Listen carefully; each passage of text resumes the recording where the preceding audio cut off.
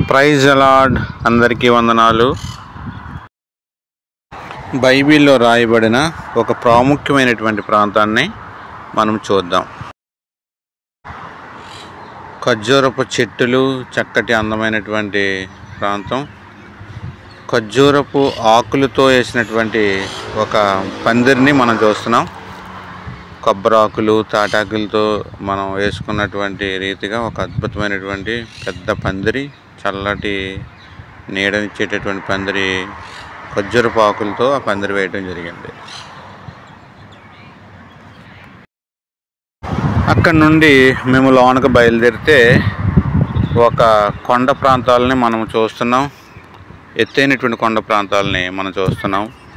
ఈ కొండ ప్రాంతాల్లో బైబిల్లో ఉన్నటువంటి విశేషం ఏంటనేది మన వాక్యాల ద్వారా చూద్దాం. సౌలు రాజుగా ఉన్నటువంటి సౌలు దావీదుని రాజుగా దేవుడు ఎన్నుకున్న తర్వాత ఆయన్ని చంపాలన్న ఉద్దేశంతో ఆయన తరుముతున్నప్పుడు దావీదు నివసించినటువంటి కొండ ప్రాంతాలు ఇవి. దానికి సాదృశ్యంగా వాక్యాలను చదువుదాం.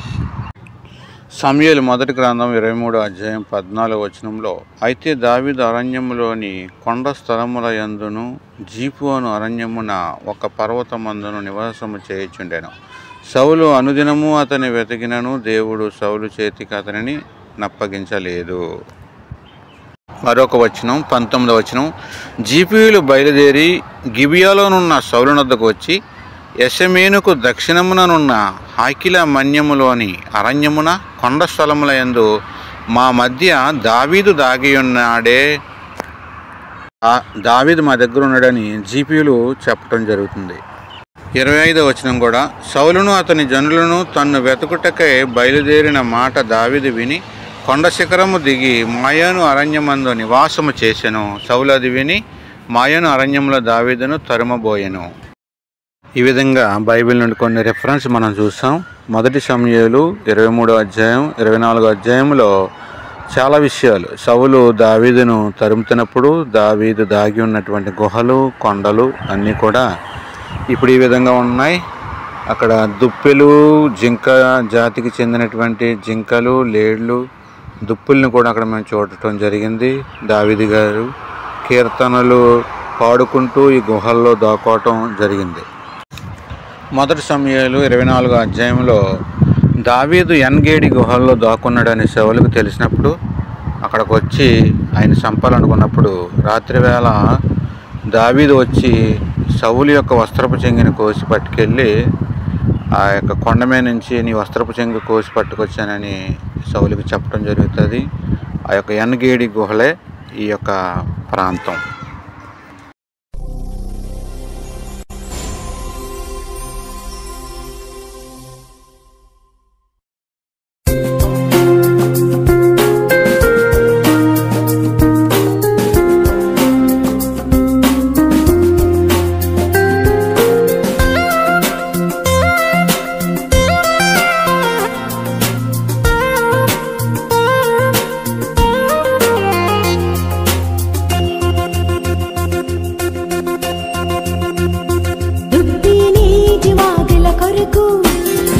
ఆశపడినట్లు దేవాని కొరకు నా ప్రాణము ఆశపడుచున్నది. దుప్పి నీటి వాగుల కొరకు ఆశపడినట్లు దేవాని కొరకు నా ప్రాణము ఆశపడుచున్నది. దేవాని కొరకు నా ప్రాణము కృష్ణగుడుచున్నది.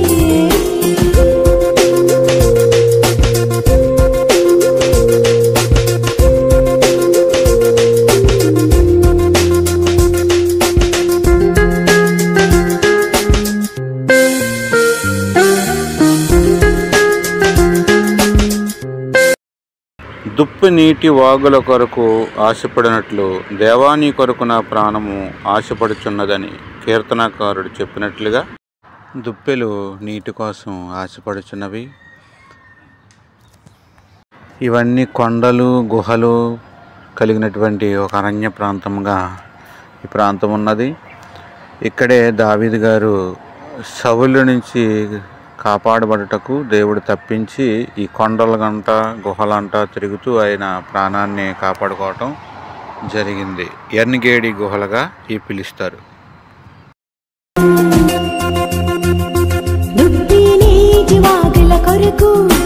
ఆశపడినట్లు దేవా నీ కొరకు నా ప్రాణము ఆశపడుచున్నది.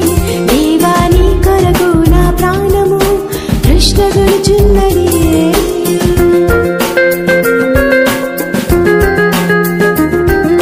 బాయ్, అందరికి వందనాలు.